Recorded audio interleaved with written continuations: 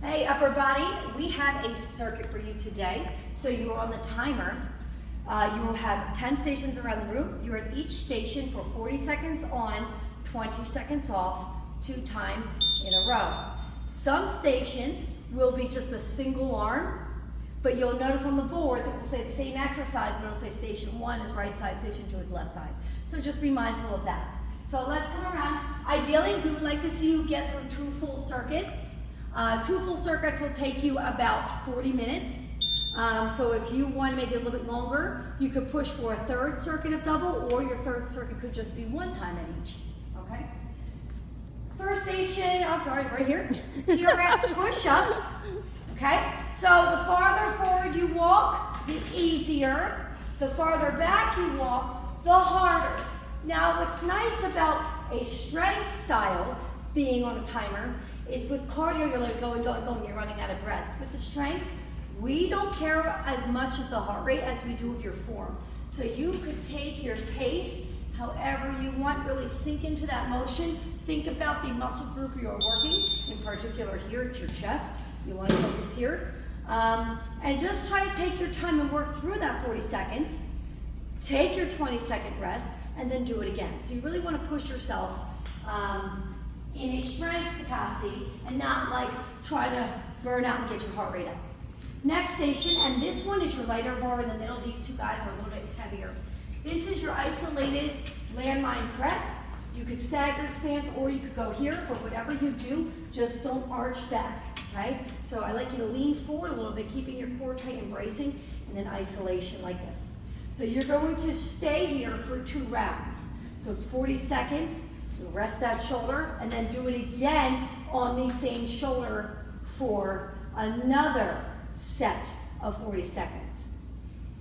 If you have weak shoulders, sure, you could rotate and go 1, 2, 3, 4.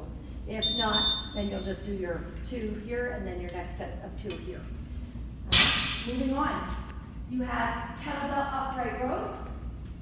All right, so we want to avoid trying to scrunch too much in our traps. So I often say, when you do this, again, as always, bend your knees. Good core stance. Whenever you're working shoulders, we always tend to do this. We need to keep this position. That's why they always say you're always working your abs, because this position engages the core to brace the body from swinging. For me in particular, I can hit my traps easy. So if I go all the way up, I tend to shrug into them, and then it works them big here. If that is something you don't want to focus on, and we want to hit more of the front shoulder, then what I want you to do is only come up to about here. You still need your elbows higher. They can't be down, but I'm staying away from my body, and I'm only coming to here where I can feel the tension right here, and I feel nothing in my neck. So it's almost like, I like to call it like a little pump up, like this, as opposed to all the way up. The guys, yeah, you want to go all the way up, work those traps. Ladies, we want to keep it lean in the neck and focus right on the front delts. So that's 2 rounds in a row. So for me, I'm only doing 20 with that weight. I can't go any heavier and hold it out here. Next, you have a clean and press, easy bar. Okay, so here, flip it up, push, down. Flip it up, push overhead, down. All right, next station, you have 2 stations back here, kind of like your landmines over there. This is a tricep station. So 6 and 7, we're gonna come up, we're gonna hike it back and kick back. Look at my elbows staying high in the sky. I'm not doing this. Okay, that's a big difference.